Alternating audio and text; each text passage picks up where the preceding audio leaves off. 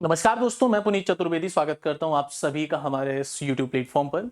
आज मैं बताने वाला हूं यहाँ पे किस प्रकार से कल छात्रों ने एक बड़ी मांग उठाई है। एमपीपीएससी दफ्तर में बैठकर धरना दिया है रात तक, इवन अंधेरा होने तक उन्होंने मोबाइल टॉर्च के माध्यम से वहां पे धरना दिया है।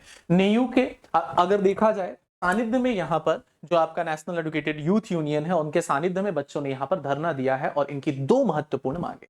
दो महत्वपूर्ण मांगों में हम बात करते हैं, कौन-कौन सी दो महत्वपूर्ण मांगे हैं, ये आप लोगों को कमेंट करके हमें ज़रूर बताना है कि ये मांगों में किस प्रकार से क्या आपको ये मांगे सही लग रही हैं या नहीं लग रही हैं? इसके बारे में भी आप लोगों को कमेंट करना है कि ये मांगे आपके हिसाब से सही है अथवा सही नहीं है। हालाँकि दूसरी मांग भी बहुत ज़्यादा सही है, पर देखते हैं हम कौन-कौन सी महत्वपूर्ण मांग है। पहली मांग अगर हम बात करते हैं, यहाँ पर इन्होंने क्या रखी है, तो पहला पॉइंट जो रखा है, ये है कि राज्य सेवा मुख्य परीक्षा 2023 मतलब एमपीपीएससी मेंस 2023 जो डेट है वो क्या की जाए, एक्सटेंड की जाए, डेट थोड़ा आगे बढ़ा। पहली मांग। दूसरी मांग इन्होंने यहां पर रखी है कि जो 13% अभ्यर्थियों के रिजल्ट रुके वो जारी हो। ये बहुत है। जो दूसरी वाली मांग है वास्तव में बहुत जायज मांग है कि जो 13% 87-13 का रिजल्ट आता है, तो 13% जो स्टूडेंट्स के रिजल्ट रुके हुए हैं, ये रिजल्ट आ जाने, ये रिजल्ट रोक कर नहीं रखने चाहिए आपको इतने लंबे समय तक, क्योंकि अगर किसी भी प्रकार से सरकार के कामों में अड़चन आती है, अगर चुनाव से संबंधित कोई मुद्दा आता है, तो आप अपने मुद्दे को सुलझा के आ जाते हैं। जब पंचायत चुनाव होता है तो आप कहां तक, दिल्ली तक जाते हैं, सुप्रीम कोर्ट तक जाते हैं और अपने मुद्दे को सुलझा के आ जाते हैं। लेकिन स्टूडेंट्स का मुद्दा इतने लंबे समय से लंबित पड़ा हुआ है 87-13 का, जिनमें 13% वाले जो अभ्यर्थी हैं उनका भी रिजल्ट दिया जाए, उन्हें भी ज्वाइनिंग दी जाए, उन्हें भी नियुक्ति दिया जाए और उन्हें भी बाहर किया जाए इस जद्दोजहद से जिसमें वो पढ़ के परेशान हो चुके हैं। तो 13% छात्रों के साथ में जो अन्याय हो रहा है उसको बंद किया जाए और उनकी भी अंतिम नियुक्ति दी जाए। बहुत महत्वपूर्ण है। पहले वाले मुद्दे के लिए आपको कमेंट करके बताना है कि क्या ये मांग आपको किस हद तक सही लगती है, सही है या नहीं है, क्योंकि बहुत सारे मत हैं अलग-अलग लोगों के। खैर, फिलहाल हम आगे बढ़ते हैं। क्या महत्वपूर्ण मांग है? पीएससी दफ्तर पर हंगामा, भारी पुलिस की मौजूदगी में रात तक डटे रहे अभ्यर्थी, अंधेरे में मोबाइल टॉर्च। रात तक अभ्यर्थी यहां पर डटे रहे, अंधेरे में उन्होंने मोबाइल की टॉर्च जलाई बैठे रहे। ठीक है, 11 से 16 मार्च तक होने वाली एमपीपीएससी की राज्य सेवा मुख्य परीक्षा 2023 की तारीखें आगे बढ़ाने की को लेकर सोमवार को अभ्यर्थियों ने मुख्यालय पर भारी पुलिस बल की मौजूदगी में धरना दिया है ना। 11 से 16 मार्च तक 2023 की मुख्य परीक्षा होने वाली है और उसी को लेकर बच्चे आयोग गए धरना दे। दोपहर 1 बजे शुरू हुआ धरना, रात तक चलता रहा। दोपहर 1 बजे से शुरू हुआ था ये धरना और रात तक चलता रहा। साथ ही साथ अंधेरा हुआ तो अभ्यर्थियों ने मोबाइल टॉर्च जलाकर विरोध करना, पीएससी की तानाशाही नहीं चलेगी, इस प्रकार के नारे लगाए। चेतावनी के बाद भी अभ्यर्थी नहीं माने तो उन्हें गिरफ्तार करने के लिए पुलिस की गाड़ियां पहुंच गई। जब वो नहीं माने तो गिरफ्तार करने गाड़ियां पहुंच गई और बड़ी संख्या में महिला अभ्यर्थी भी इस दौरान मौजूद, महिला अभ्यर्थी भी आपको देखने को मिलेंगी, बड़ी संख्या में वो भी मौजूद रहे।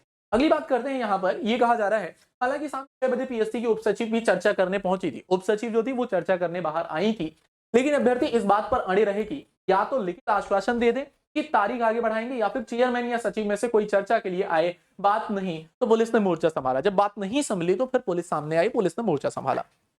प्रमुख मांगे अभ्यर्थियों की, अभ्यर्थियों ने कहा कि हमारी दो प्रमुख मांगे हैं। पहली ये कि मुख्य परीक्षा की तारीख कम से कम 1 माह के लिए आगे बढ़ाई जाए।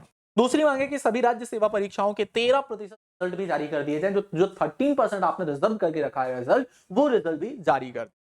साथ ही साथ यहाँ पे कहा जा रहा है कि जो ओबीसी आरक्षण विवाद कोर्ट में होने की बात कहकर रोके गए हैं, तीसरी मांग 2024 की प्रारंभिक परीक्षा से पहले पद बढ़ाने को लेकर, है ना, कि 2024 में जो आपने इतने कम पद दिए हैं, है ना, 110 पद के आसपास जो आपने दिए हैं, वो पद बढ़ाओ। 100 पेपर में 100 पदों में क्या आप परीक्षा लेंगे 2024 की? प्रारंभिक परीक्षा लेंगे, है ना। अभी 110 पद हैं, इन्हें बढ़ाने की मांग है। अभ्यर्थी देर शाम तक इस बात पर अड़े हुए थे कि चेयरमैन या अन्य जिम्मेदार अधिकारी यहां आकर तारीख बढ़ाने का भाषण दें। ठीक है, इसके अलावा यहां पे ये कहा जा रहा है, जबकि एक तरफ कई दिनों से अलग अलग स्तर पर चल रहे इस आंदोलन के बावजूद पीएससी पिछले हफ्ते मुख्य परीक्षा का औपचारिक सेट, पीएससी लगातार इतना तेजी से अब काम कर रहा है कि daily daily result result result और नई नई चीजें मतलब करते जा रहा है। तो मतलब अब एक्टिव मोड में है और इसी बात पर बच्चों का कहना है कि मुख्य परीक्षा के लिए हमें 1 महीने का और मौका मिलना चाहिए। हालांकि वहां पे लोकसभा चुनाव भी है, तो खैर देखते हैं क्या होता है।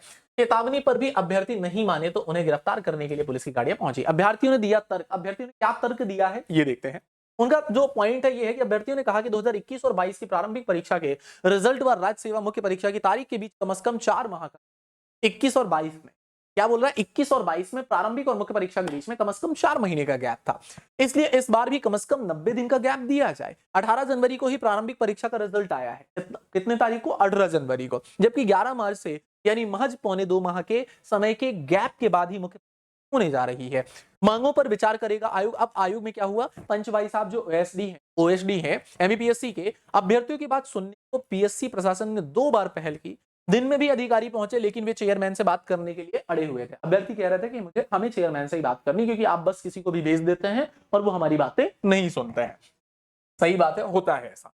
जबकि वे इंटरव्यू में व्यस्त थे। शाम को भी हमारी उप सचिव पहुंची थी लेकिन अभ्यर्थी बात करने को तैयार नहीं थे। अभ्यर्थियों की मांगों पर विचार करेंगे, ऐसा ओएसडी साहब का कहना है। खैर फिलहाल अभी तो इतनी अपडेट है। आज क्या और अपडेट आती है मैं जरूर आपके सामने आऊंगा और यहाँ पे आपको डेली अब अपडेट्स मिलती रहे, ठीक है ना। अगर आपको ये न्यूज इंफॉर्मेटिव लगती है, वीडियोस आपके काम के लगते हैं, तो एक बार चैनल को सब्सक्राइब जरूर करिएगा और वीडियो को लाइक करिएगा। जो भी अपडेट होती है नेहरू के माध्यम से या फिर संजय गुप्ता साहब के माध्यम से, तो जरूर मैं आप लोगों के सामने लेकर आऊंगा। फिलहाल अभी के लिए इस सेशन को मैं यही समाप्त करता हूं। मिलते हैं आपसे नेक्स्ट वीडियो में, अगली क्लास में, अगले सेशन में। तब तक के लिए धन्यवाद। जय हिंद, जय भारत। Thank you.